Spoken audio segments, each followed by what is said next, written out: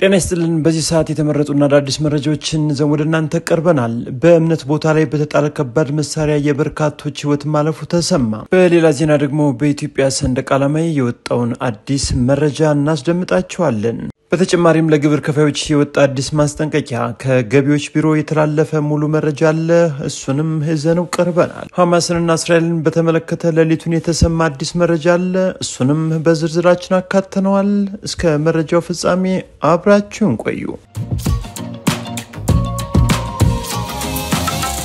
ወደ ቀዳሚው ዝርዝር መረጃ መራን። ለተከታታይ ዓመታት በጦርነት ውስጥ የሚገኘው የአማራ ክልል ገቢዎች ቢሮ ለግብር ከፋዮቹ ማስጠንቀቂያ ሰጠ። አማራ ክልል ገቢዎች ቢሮ በ2018 በጀት ዓመት የመጀመሪያዎቹ 3 ወራት ውስጥ ከ16 ቢሊዮን ብር በላይ ገቢ መሰብሰብ የቻለ ሲሆን አብዛኞቹ የደረጃ ግብር ከፋዮች ግብራቸውን ባለማሳወቃቸው በቀሪ ጊዜያት እንዲከፍሉ ማስጠንቀቂያ ሰጥቷል። የአማራ ክልል ገቢዎች ቢሮ የግብር ትምህርትና ኮሚኒኬሽን ዳይሬክተር የሆኑት አቶ ታዘባቸው ጣሴም ቢሮው በ2018 በጀት ዓመት 100.3 ቢሊዮን ብር ለመሰብሰብ አቅዶ እየሰራ መሆኑን ገልጸዋል። እንደ ዳይሬክተሩ ገለጻም ከሆነ እስከ መስከረም 27 2018 ዓ.ም በተሰበሰበው ዕለታዊ መረጃ መሰረትም ከ16 ቢሊዮን ብር በላይ ገቢ መሰብሰብ ችሏል ነው ያለው። ይህ አፈጻጸም ቢኖርም በክልሉ ካሉ 22930 የደረጃ ግብር ከፋዮች መካከልም በዚህ 3 ወር ውስጥም ግብራቸውን አሳውቀው የከፈሉ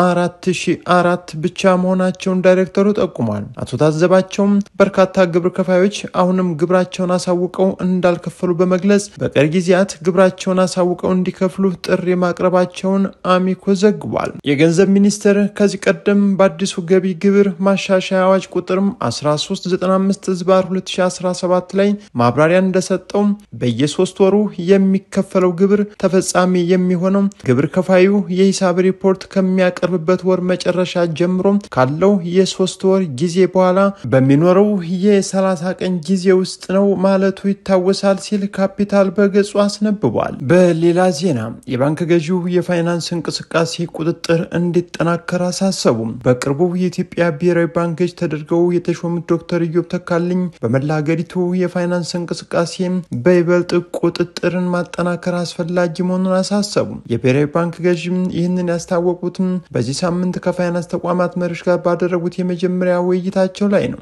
ውይይቱም በባንኮች፣ በኢንሹራንስ ኩባንያዎች፣ በአነስተኛ የፋይናንስ ተቋማት፣ በክፍያ አገልግሎት ሰጪዎች ላይ፣ በጡረታ ፈንዶችና በካፒታል እቃዎች የሊዝ ኩባንያዎችን ጨምሮ ብሔራዊ ባንክ በቁጥጥሩ ስር ያሉ ሁሉም የፋይናንስ ተቋማት ዋና ስራ አስፈጻሚዎችና ፕሬዝዳንቶችንም ያሳተፈ መሆኑን ገልጿል። በዋናነትም የፋይናንስ ዘርፉን ለማጠናከር ያለው የጋራ ቅድሚያ የሚሰጣቸው ጉዳዮች ላይም ምክክር መደረጉን ከብሔራዊ ባንክ የተገኘው መረጃ ያመለክታል። በዚሁም ወቅት ዶክተር ኢዮብ ተካልኝ ጠንካራ የገንዘብ ቁጥጥር በዋና ዋና ኢኮኖሚ ተዋናዮች ላይ ውጤታማ የሆነ ተሳትፎ ላይ የተመሰረተና በጠንካራ አስተዳደር የተደገፈ መሆን እንዳለበት አጽንኦት ሰጥተዋል።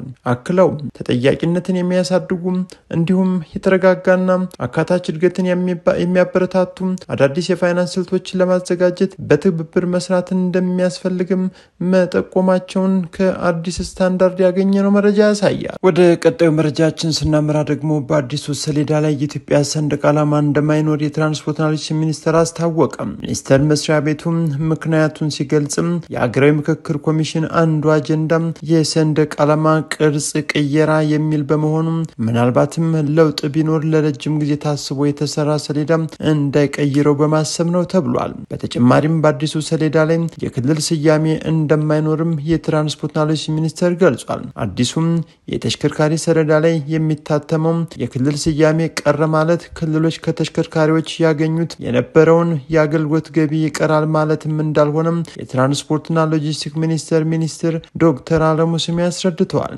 የሰሌዳ ቅያሪው በዜጎች ላይ የሚደርስን አድሎና ጉቦ ለማስቀረት ያሰበ ቅያሬ ባይሆንም ግን እግረ መንገዱን ችግሩን ይቀርፋል ሲልም ሚኒስትሩ ተናግረዋል። እንደ ሚኒስትሩ ማብራሪያም ከሆነ ተግባራዊ ይደረጋል የተባለው ሰሌዳም ከተሽከርካሪው ላይ መፈታት እንዳይችል ሆኖ የሚመረት ነው ብለዋል። ይህም የአንዱ መኪና ታርጋ አንዱ መኪና ላይ መለጠፍ እንዳይቻል ይደረጋል ሲሉም የገለጹም ሲሆን ከታርጋው በተጨማሪም መስታወት ላይ የሚለጠፍ ስቲከር መኖሩንም አንስተዋል። ሰሌዳው ሲዘጋጅም ቀድሞ የወጡ ምስሎች የኢትዮጵያን ሰንደቅ ዓላማ አብሮ እንደነበር ያስታወሱት ሚኒስትሩም አሁን ላይ ግን እንዲቀርም ተደርጓል ብለዋል። ወደ ቀጣዩ ስናመራ እንግዲህ በትናንትናው ዕለት ዓለምን ያስደሰተ አንድ ክስተት ተሰምቷል። ታዲያ ዶናልድ ትራምፕም እስራኤልና ሐማስን በጋዛ የመጀመሪያውን ዙር የሰላም ስምምነት ላይ መድረሳቸውን ማስታወቃቸውን ተከትሎ በርካታ የዓለም ሀገራት ደስታቸውን እየገለጹ ይገኛሉ። ትራምፕም ሁሉም ታጋቾች ይለቀቃሉ፣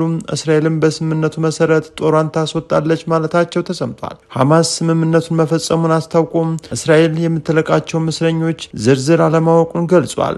የእስራኤል ጠቅላይ ሚኒስትር ቢንያሚን ኔታንያሁ ቀኑ ለእስራኤል ታላቅ ቀን ነው ብለዋል። የተኩስ አቁሙ የእስራኤል መንግስት ስምምነቱን ካጸደቀው በኋላ ወደ ትግበራ ይገባል ሲባል ኔታንያሁ መንግስታቸው ስምምነቱን እንዲያጸድቅም እንደሚሰሩም ገልጸዋል። የእስራኤል ሐማስ ጦርነት ከተጀመረ ድፍን 2 ዓመት ሲያልፈው በጥቅምት 7 2023 ሐማስ እስራኤል ላይ ጥቃት ፈጽሞ 1200 እስራኤላውያንን ከገደለ በኋላ ጦርነቱ ወደ ቀጠናውም ሰፍቶ ነበር። እስራኤል በጋዛ በፈጸመችው ጥቃትም ከ67000 በላይ ሰዎች ተገድለዋል ነው የተባለው። ስምምነቱን ተከትሎ በጋዛ ደስታ ሞልቷል ሲባል እስራኤል ስምምነቱን ባጸደቀችው በ24 ሰዓት ውስጥም ጦሯን ከጋዛ ታስወጣለች ነው የተባለው። በተጨማሪም እስራኤል ጦሯን ባስወጣች በ72 ሰዓታት ውስጥም ሐማስ የያዘቻቸውን ታጋቾች ይለቃል። በተጨማሪም ወደ ጋዛ እርዳታ እንዲገባ ይደረጋል ነው የተባለው። በታጋቾቹ ምትክም እስራኤል የያዘቻቸውን የፍልስጤም ታሳሪዎችንም ትለቃለች። የእስራኤል ጦርም ስምምነቱን በበጎ እንደሚቀበለው አስታውቋል። በስምምነቱም የሐማስ ትጥቅ መፍታትና የጋዛ ቀጣይ አስተዳደርን በተመለከተ የተደረሰ ስምምነት ስለመኖሩ የተባለ ነገር የለም። ወደ መጨረሻው መረጃችን ስናመራ አሳዛኝ ዜና ነው የተሰማው። በተለያዩ ጊዜ በተለያዩ አካባቢ በእምነት ቦታዎች ላይ አደጋዎች እየተከሰቱ እንዳለ ይታወቃል። ታዲያ በመስጊድ ላይ በተጣለ ጥቃት በሰሜን ዳርፉር አልፋሺር 13 ሰዎች መገደላቸው ተሰምቷል። የሱዳን ፈጥኖ ደራሽ ኃይልም በከበባ በሰሜን ዳርፉር ዋና ከተማ አልፋሺር በሚገኙ ተፈናቃዮች በተጠለሉበት በአንድ መስጊድ ላይ ነው በጣለው የመድፍ ጥቃት 13 ሰዎች መገደላቸውን የአይን ምስክሮች የተናገሩት። በዚህም ትናንት በተፈጸመው ጥቃት ከፍርስራሾች ስር የ13 ሰዎች አስከሬን ማውጣቱን በአካባቢው የሚኖሩ አንድ ሰው ተናግረዋል። ከአደጋውም የተረፉ ሌላ ሰው እንዳሉ በመስጊድ ውስጥም 70 ቤተሰቦች ነበሩ። በጥቃቱም 20 ሰዎች ቆስለዋልም የተባለው። ከነዚህ ሁሉ የአይን እማኞች ለፈረንሳይ ዜና አገልግሎት እንደተናገሩትም ጥቃቱ የተሰነዘረው ከተማይቱን ከሱዳን ጦር ለመንጠቅ ሙከራ የሚያደርገው ቡድን የአቡ ሹክን የተፈናቃዮች መጠለያ ከወረረበት ከሰሜን አቅጣጫ ነው ብለዋል። ካለፈው ዓመት ግንቦት ወርም አንስቶ በፈጥኖ ደራሹ ኃይል የተከበበችው አልፋሺር አሁንም በቡድኑ ቁጥጥር ስር ያለች የመጨረሻዋ ዋና ከተማ ናት። በአሁን ጊዜም ቡድኑ በየቀኑ ሊባል በሚችል ሁኔታ ከተማይቱን በመድፍና በድሮኖች ይደበድባል። በከተማዋም ዙሪያ የሚገኙ የመጠለያ ጣቢያዎችም ይወረራሉ። በዚህም እርምጃውን በመቶዎች የሚቆጠሩ ሰዎችም ሲገደሉ ከጥቃቱ የተረፉ ደህንነቱ የተጠበቀ መተላለፊያ የሚሹ ሰዎችም ደግሞ ይዘረፋሉ ሲል ያገኘነው መረጃ ያሳያል።